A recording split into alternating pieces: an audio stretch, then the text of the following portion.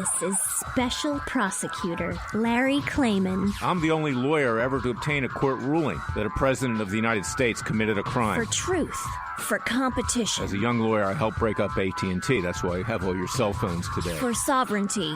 For the Republic. I'm the guy who at Judicial Watch, which I founded, uncovered the Chinagate scandal. Millions of dollars going to the Clinton campaign, corrupting our political system. For the privacy of citizens. And I'm the only guy to have enjoined the National Security Agency from mass surveillance on hundreds of millions of Americans. Tearing it up. I'm the son of meatpackers in Philadelphia, Pennsylvania. I know how to slice and dice. Bringing it back. We're going to take this country apart and put it back together again in the way envisioned by our founding fathers. It's not just talk. We're not just regurgitating news stories. Larry Klayman, special prosecutor, is making the news. And now, here's Larry. Welcome to this week's edition of Special Prosecutor with Larry Klayman. Another very important show. I urge you all of our great patriots, supporters, and friends, to share this radio show.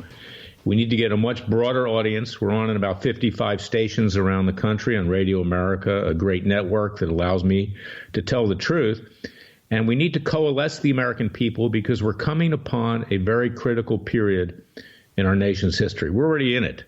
We are in a revolutionary period. Thank God it's not violent. Thank God it's not bloody. But you can see the coup d'etat, which is now being attempted by the Democrats and by the left.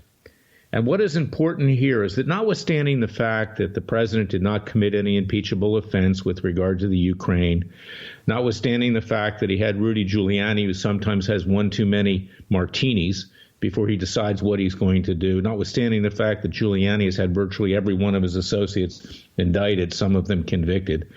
And I said this on the last show, the president hangs around the wrong people. He needs to learn a lesson. You are who you associate with. Giuliani, I don't believe, is a bad person, but I believe he's past his prime. He doesn't know what he's doing.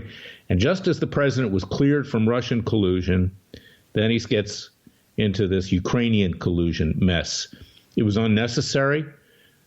Joe Biden, frankly, is a has-been. I mean, his health is so bad he can barely speak. Just in the last few weeks, he referred to 89 candidates running against him for president. He clearly has dementia. He's probably not going to make his way to the primary. I think he's probably going to have a stroke. I don't wish him any harm, but it looks like the guy's in serious trouble. So why would you engage in asking the Ukrainian president as a favor to look into the Bidens when, in fact, you're home free and clear? It's a little bit like Richard Nixon, back during Watergate, having his people break into the Watergate complex across the street from Howard Johnson's Motor Lodge and restaurant. I remember I used to live right there. And he was up 30 points on George McGovern then as president. I mean, relax, President Trump. Okay, you've done some great things for this country. The American people, by and large, love you. You don't need to be so reflexive. Forrest Gump, the great movie with a number of great actors in it, including my friend Gary Sinise. Stupid is as stupid does. Okay, this was stupid, but it was not impeachable. But there's a method to the Democrats' madness. We're going to talk about this with my great friend and patriot Alan Keyes, who's going to be on during the third segment. I want to get his take on it. He's a brilliant individual. He ran for the president 3 times. Unfortunately, he was not president. Obama was. He would have been a great president. But they're now trying to take out Vice President Trump Pence as well. You can see that last week with some of the testimony. And these are deep state actors that came on to testify. They play both sides of the street. They have no backbone. They have no moral courage. They just are like jellyfish. They flop around to save themselves, like most lawyers, frankly, in our court system, and like most judges. They think about themselves before they think about their clients or the American people. Well, if you take out Trump in impeachment, and if you can get Pence, who becomes president? You guessed it, Nancy Pelosi as Speaker of the House. And, there's an irony here, too. I have dedicated the last few shows to the Roger Stone trial, and he was rightfully convicted. He was not wrongfully convicted. There's no excuse for lying under oath to Congress. I don't care who's in charge. And at that time that he lied about his connections with WikiLeaks and his connections with Julian Assange, and said he didn't have documents dealing with intermediaries, whether or not there were intermediaries, and that, of course, There probably weren't, certainly not my client, Jerry Corsi. He wasn't an intermediary. That's why he was not indicted. He told the truth, and we got him off, and he was rightfully off because Jerry's a great patriot, and he wasn't going to testify against the president with false testimony, as Mueller had tried to squeeze him to do, to suborn perjury. But this is the kind of thing that needs to be said, is that Stone, with all of his problems, okay, and I've sued him 5 times for defaming Corsi and me, and counting, I might add, as well as his sidekick, Michael Caputo, who was thrown out of the courtroom last week for disrespect towards the jury after they ruled. He's actually right. He's the one who said that Pelosi was behind this, that, in fact, they're trying to get rid of Trump and Pence and put her in office. Now, what we're seeing here is an attempted coup d'etat. And if they cannot remove Trump and Pence, they want to weaken them enough that they will lose the 2020 election. That obviously happened back in the year 2000 with Bill Clinton, is that with all of the scandals, the 40 scandals and the impeachment, Republicans never went for the kill, so to speak, the legal kill. They just wanted to smear the president with Monica Lewinsky. And yes, he should have been smeared with it in the appropriate way. It was, frankly, at that time, not the impeachable offense. I said that. What was the impeachable offense was taking bribes from China, Filegate, Travelgate, IRSgate, and everything else he did, 40 scandals. And they wouldn't impeach on that. In fact, I worked with Bob Barr and Dave Shippers, the impeachment manager, to do that. But, of course, Newt Gingrich, who was compromised, he was having an affair at the time. He was Speaker of the House. He was doing some of the things that Clinton said that Clinton had been doing himself. He wouldn't push too hard. They just wanted to weaken Clinton. So even if they don't get Trump and Pence, what they're trying to do is to sway those independent voters such that they will vote for a Democrat in the 2020 presidential elections and in the congressional elections. We're going to talk about with Alan about that, too, because he's an expert on Congress and elections. He tries to help candidates get elected, Republican candidates, Libertarian candidates, other people of faith, those kinds of things. And that's what they're trying to do. So keep that in mind. This is also very troubling, and I ask you to go to freedomwatchusa.org. Join the coalition of the Jewish right. I am a proud Jew. I am a proud Christian. I am a Jewish Christian. You all know that. Jesus was a rabbi. The Last Supper was Passover. He was celebrating Passover before he was crucified the next day. In the words of my friend and one of the great gospel singers out there, Marty Goetz, who's a Messianic Jew from Cleveland originally, and I urge you to look at his music on the internet. I mean, it's fantastic. He has a better voice than Josh Groban. Jesus was the truest Jew there ever was. There was nothing inconsistent with his coming on behalf of the Father and showing the people in a human form what the Father wanted them to know. And the division between Christian and Jews all these years is it's not only unnecessary, but it was created for political reasons, much like the division in this country today. But I'm very, very upset, and I'm very dismayed at the Jewish left. And I can criticize the Jewish left because, you see, I am Jewish. It's like Alan Keyes can be critical of African Americans on the left, or Justice Thomas can be critical where he accused them actually of high-tech lynching way back when with Anita Hill. I can do it. And what really troubles me, and I think there's going to be a backlash of anti-Semitism, and that's what I'm trying to head off, is that just like during the Bolshevik Revolution, where you had Marx and Trotsky and others on the Jewish left who deposed the Tsar. Okay, the Tsar certainly was a bad person, but the Bolsheviks were a whole lot worse. What we have today is the Jewish left in Congress doing the same thing. You've got Adam Schiff. You've got Gerald Nadler. You've got Chuck Schumer. You've got Senator Blumenthal. I could go on and on and on. This is a huge embarrassment to me because, you see, Jewish people aren't this way.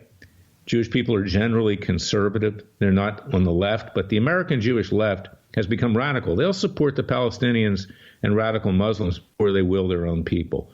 They're the kind of people that would get on boxcars in World War II thinking they were going to summer camp and wind up getting killed in the Holocaust. I want to point this out to people because I am concerned that there's going to be a backlash of anti-Semitism. And I'll tell you what they're also doing. The Jewish left in Israel is now waging the same kind of witch hunt and coup d'etat against Prime Minister Netanyahu. He's going to be indicted shortly. The prosecutor said that.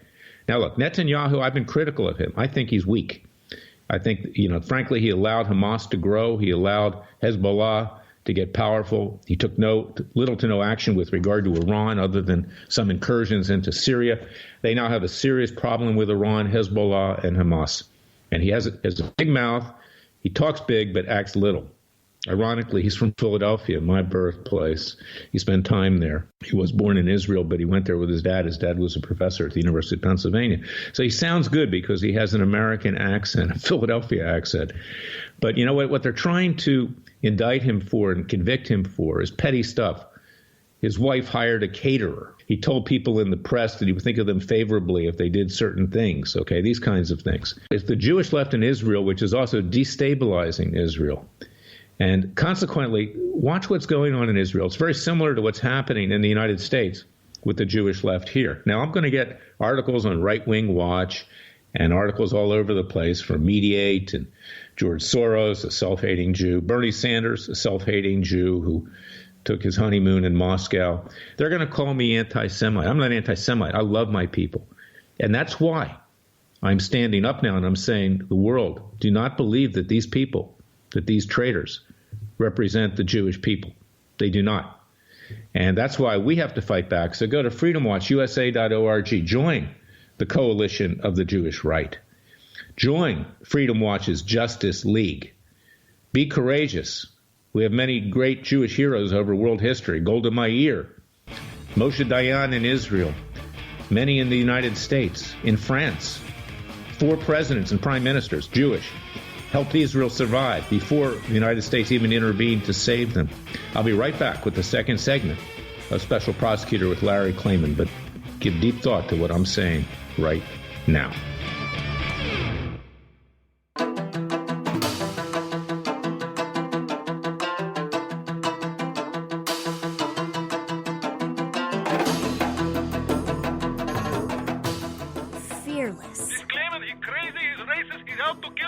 Dangerous. Don't care. Use the court and the law. Lethal. This is bad. Special Prosecutor Very bad.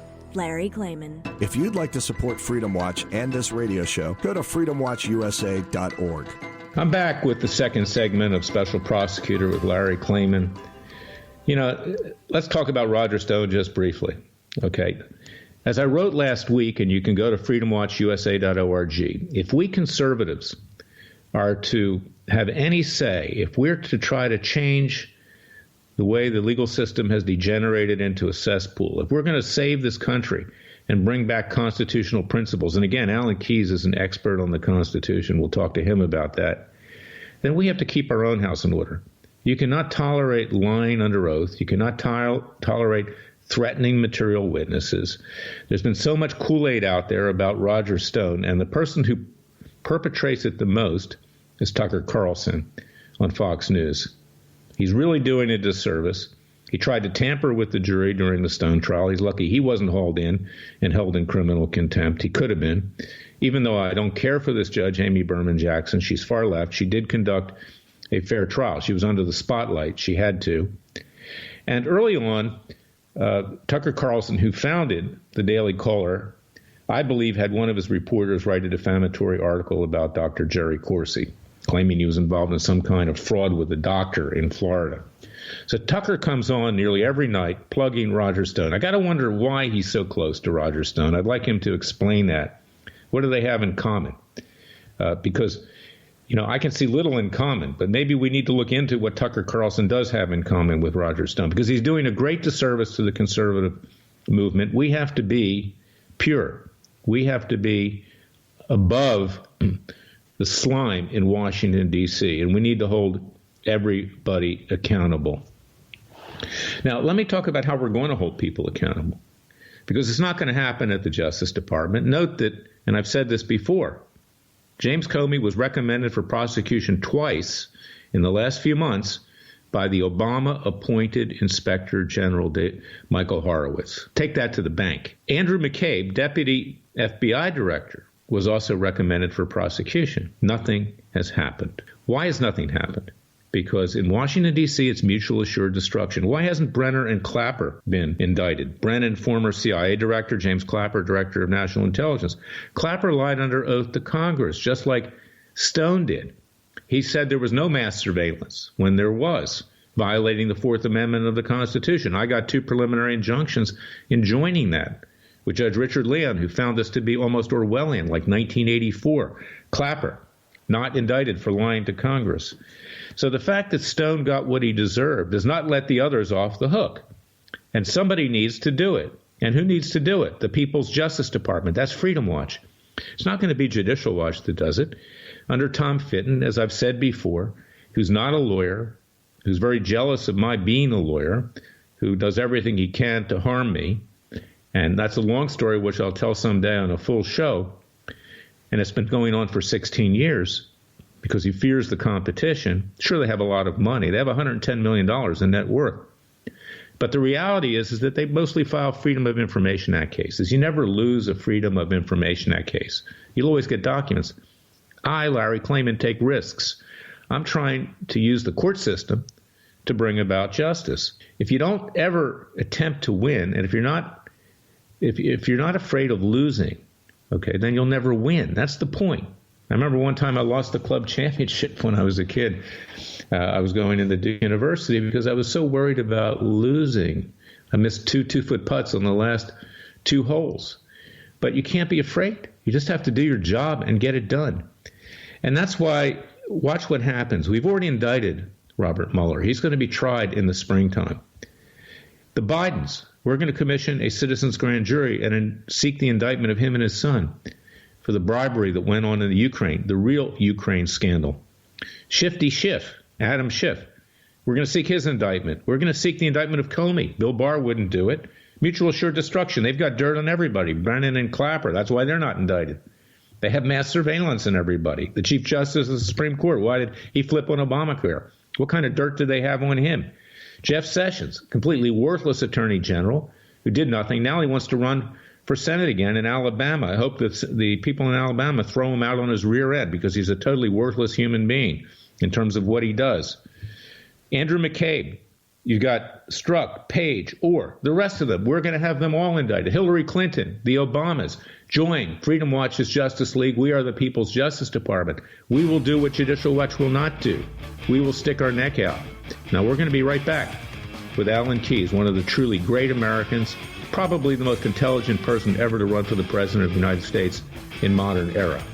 And I'm very privileged to have him on our show today. He's a good friend and a real American patriot. I'll be right back.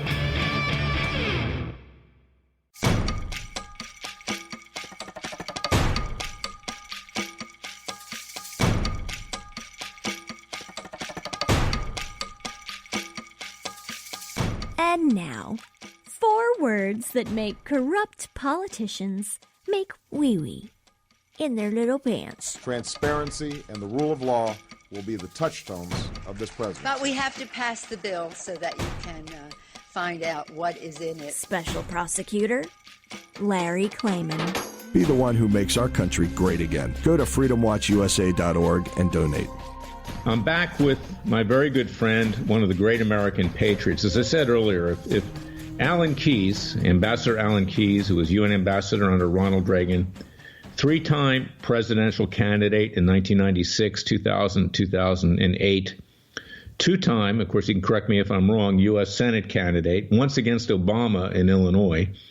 Actually, he raised the issue, Obama's ineligibility to be president under natural-born citizen. He was not a natural-born citizen. Of course, everybody gets vilified for that raises that issue.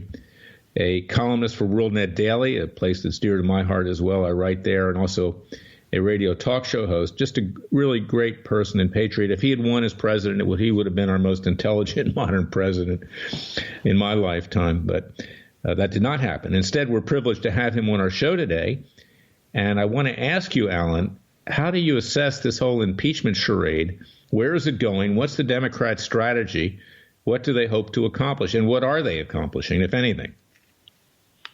Well, Larry, I think it's kind of ironic. First of all, there's no there there. That's good sign, right? There's no there there. They have no case, and I think they know they have no case. One of them was even quoted, was it Al Green or somebody quoted as saying that we got to impeach him because otherwise he'll be reelected. But if you think about that, that means that they are only motivated by political gain, ambition, and strategy, right? No other motivation behind it. And nothing that has been presented at these hearings, so-called, this farcical, one-sided mess that they've been sponsoring that totally violates due process of law and extends no constitutional protection to the president as a person, which is required by the Constitution. The whole mess is making a mockery of the process and, of course, of the Democrats. So I think that if they continue it, as they appear determined to do, then it has to be rebuffed, obviously, by the Senate, and possibly could be called into account before that. We could talk about it. And I think that they will be shellacked. People forget that if you go for impeachment and fail, and so forth, no party has ever benefited from that. They always get hurt. And this party, I think, deserves to be reduced back to nothing. They have no respect for the country, the Constitution, the rule of law. They're just out for power, and I think the whole way they've handled themselves in this process shows that that's true. You know, there's a certain irony here. I don't know if it's irony is the right word, but I don't understand why Mitch McConnell, Majority Leader of the Senate, hasn't ordered one of his chieftains, like Lindsey Graham on the Judiciary Committee, to begin an investigation of this Ukrainian corruption. I don't understand Bill Barr didn't take the lead on this as Attorney General, because he could have done it. There wouldn't have been any issue of alleged collusion, even though that's phony. And if, for instance, in my view, if the Senate was to start an investigation right now and subpoena Joe Biden and his son, they would run for the exits. They would be looking to get into boats to swim out of Washington, D.C. and into the Atlantic someplace. What do you think? Do you think they should have done that? I mean, they're sitting here taking punches rather than punching back. I was reading a headline this morning that Lindsey Graham has stepped forward to demand that Biden documents be produced from the State Department, right? It may be a step in that direction, but the thing that I find amazing is that they don't seem to appreciate the simple logic. If the president was simply doing his job, right, then there was no malfeasance. What is his job? To see to it that the laws are faithfully executed. People always forget, and I don't believe in this business of making a distinction between the Attorney General and the President. The President is the executive branch. He's the only individual in the government who actually has vested in him the power of a branch of government. All the rest is distributed among 9 people or hundreds of people, but in his case, it's only one. And he must answer for the whole executive branch. That means that his duties come first. He is the focus. So if somebody has committed a high crime or misdemeanor, the president can go ask any head of state he feels like to please cooperate. We think you might have information about this criminal behavior we suspect. Could you provide it to us? And to say that he can't do that because it might be to his political advantage is just plain stupid. Well, I agree with you, Alan. He is the chief law enforcement officer, but right. You know, the way things have been cast by the Democrats, by the media, they create this false impression that there's some independence inside of the executive branch upon which the president is the head. Why hasn't somebody come out and said that? The president ought to say it. I mean, but aside from that, it needs to be said by every Republican in the Congress and every Republican in the Senate. This whole thing is based on a false premise. It's the premise that there are multiple departments and multiple heads that answer for the use and abuse of executive power. There are not. There is only one. It's a unitary executive. Everybody knows that. And the president answers for the whole thing. And he can answer for it, by the way, using whatever individuals he feels appropriate to go talk to other people.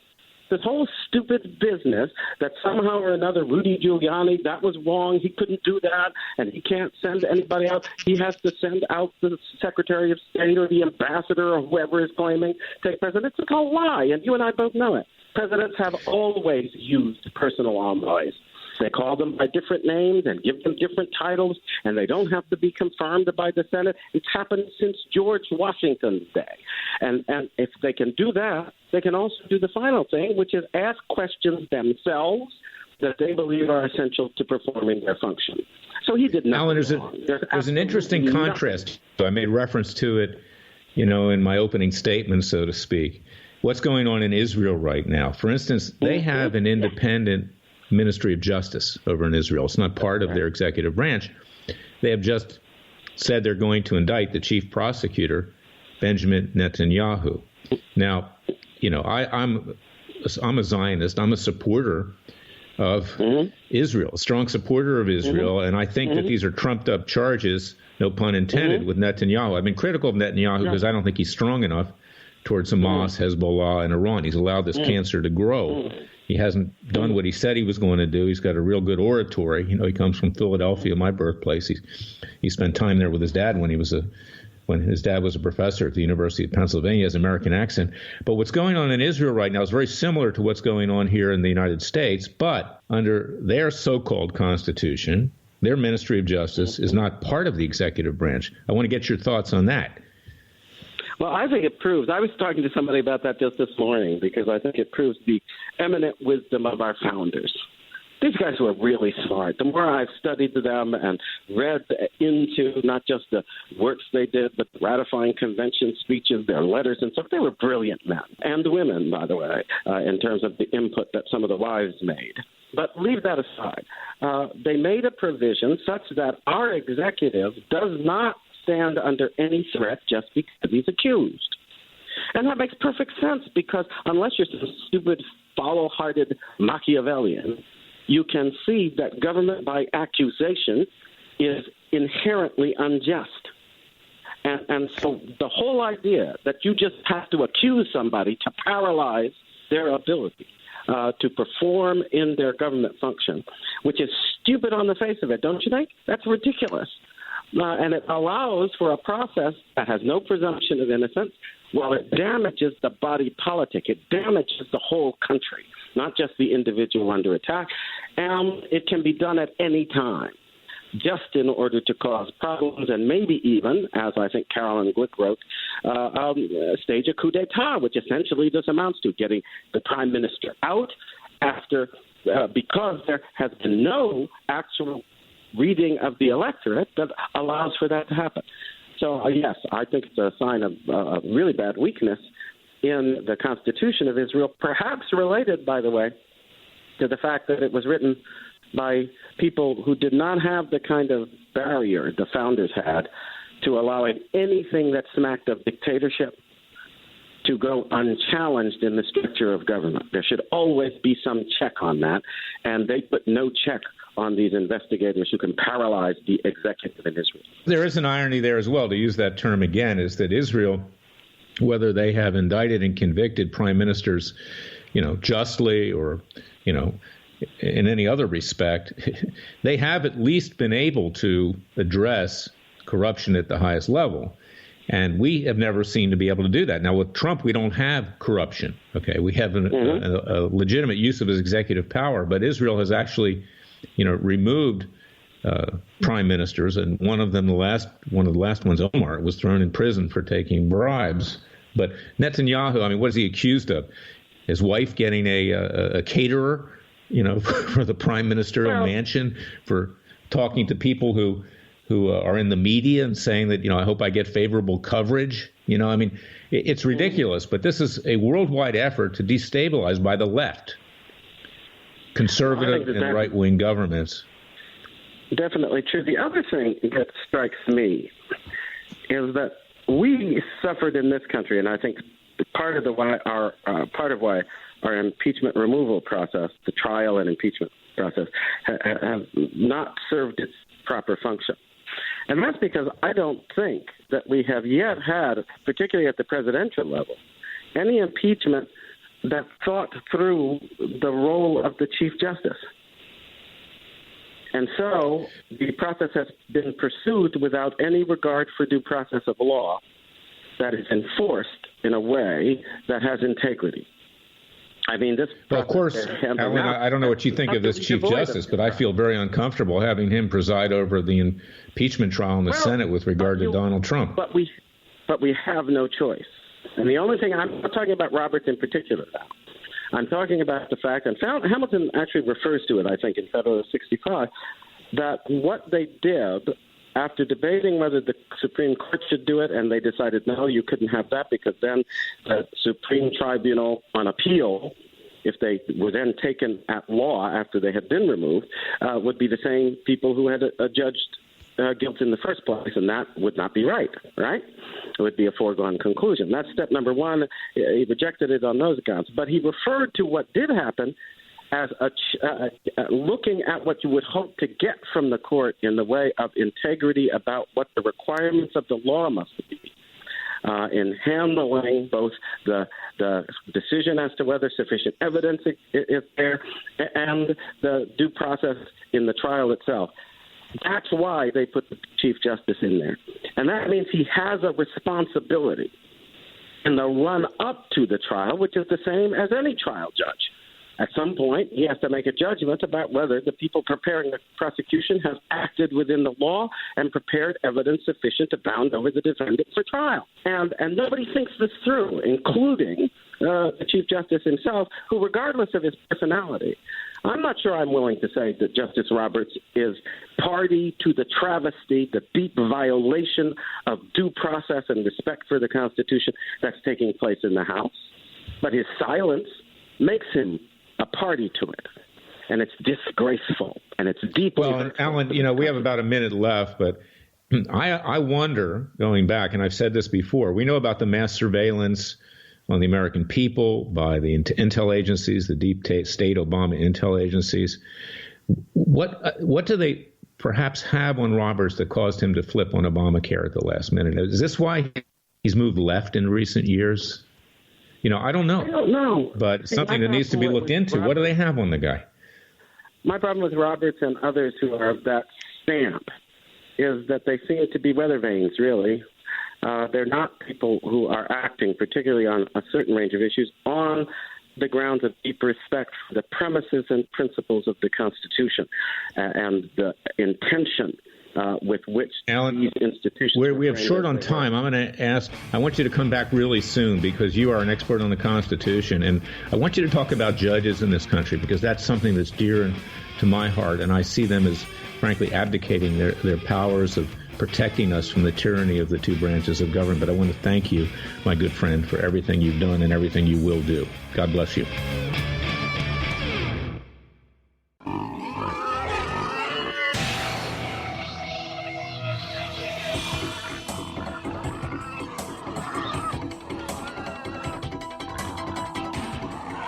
Before he was a trial lawyer, he sliced him and diced him. People used to ask me, Larry, what caused you to start Judicial Watch and now Freedom Watch, given the powerful forces in this country that put you at risk? In a meat packing plant. I'm the son of meat packers in Philadelphia, Pennsylvania. I know how to slice and dice. A very special prosecutor, Larry Klayman. If you'd like to support Freedom Watch and this radio show, go to freedomwatchusa.org. Now for the verdict section of Special Prosecutor with Larry Klayman, another judicial outrage this week. And I've been talking about the fact that the Trump judges are a little better. And that's what I want to get back into with Dr. Keyes, Alan, my friend, in a subsequent show very soon. Because these judges are our protectors. They are our most important public servants in principle, but they've advocated that. And when the revolution breaks out, and I say this figuratively, not actually, they should be the first taken to the guillotines because they are getting us into this hot water that we're in right now, and they're letting the country sink further. And there's one judge, a Trump judge, recent Trump judge, Trevor McFadden, I've talked about before. Somehow the cases that I brought for Ryan Bundy and for two witnesses in the Bundy prosecution in Nevada, Stephen Stewart and Rick Lavellian got in front of Trevor McFadden. Now, first I said, oh, great, a Trump judge. Maybe we'll get some kind of fair decision. But these judges are scared of controversial issues, and they protect their own. Because we had sued the FBI, the Bureau of Land Management, James Comey, others, for the violation of the Bundys' constitutional rights. We sued prosecutors for putting on false evidence, for attempting to suborn perjury, for covering up a scandal at the Bureau of Land Management where there were actually kill lists on the heads of the Bundys. Now, McFadden, when I first filed the case for Ryan Bundy, transfers it to Las Vegas. So, and obviously we don't want the case heard there because there you have the same judges, Gloria Navarro, who allowed the prosecutions to go on in the first place, even though she bailed out at the end to save her own skin. So I recrafted the case for Ryan Bundy, and I took out any defendant who was in Nevada and only alleged that the people in Washington who had ordered the illegal standoff, who had orchestrated the malicious prosecution, the withholding of evidence, the line and everything else, that they be held accountable. So he dismissed that case too. That's up on appeal. Then I brought a case for Rick Lavellian and Stephen Stewart. These two guys who came to the aid of the Bundys just simply to peacefully protest. They came and risked their lives. The government, when they ultimately put on a case, didn't even present any evidence with regard to Lavellian and Stewart. They just grouped them in with all the other protesters, in violation of the First Amendment of the Constitution and also just their general Bill of Rights. So there was no basis to even have them in the case, but they were incarcerated for nearly 2 years without just cause. The lawyers who represented Lavellian and Stewart at the time didn't even bother to do a closing argument. They just walked off. That's how clear it was that they were going to be acquitted. And yet this Judge Trevor McFadden, a Trump appointee, dismisses that case too. And you know what he uses as an excuse? We talked about that. I'm going to write my column this week about this. The Twomey case, where the Supreme Court, this is John Roberts and company, saying that if a judge decides that the case is not plausible, the judge can take it away from the jury and dismiss the case, him or herself. That's unbelievable. Because you see, our founding fathers created the jury system in civil cases. Before that, in England, we only had it for capital offense cases. And, of course, that was cooked with King George III, which is why we fought the revolution and declared independence. But this is something that has given these judges power to play God. And I've got it up on appeal right now. When that decision came down, I appealed it in less than 5 minutes. And I'm hopeful that we get somebody up on the appellate court that'll have reason. And I want this whole issue. I doubt that's going to happen, frankly, at the D.C. Circuit. It's ultra-leftist. Even the Trump judges lean left that are up there right now. And the Trump can stop crowing about the judges that he put in power because he rubber-stamped what was given to him by the Federalist Society, the establishment Republicans. He doesn't even know who he appointed. And people like Trevor McFadden, frankly, are subverting the Constitution and doing little better than the Obama and Clinton judges. So I want you to go to Cliven Bundy Legal Defense Fund.org, contribute to that private legal defense fund. We're also in court in March. I filed the briefs to have the dismissal of their indictments affirmed, and we need your help. But this is a problem in our judiciary. It's more than a problem, and it's why we are headed into, and I'm trying to prevent that, another violent revolution. Because if those judges don't stand up for us, what's the alternative? I'm not going to lead it. I'm not going to advocate it, but there are others out there who probably will. I'll be back next week with Special Prosecutor with Larry Klayman. Until that time, go to our website, freedomwatchusa.org. Support us. Contribute to our cause. God bless you. God bless your family. God bless America. And God save America.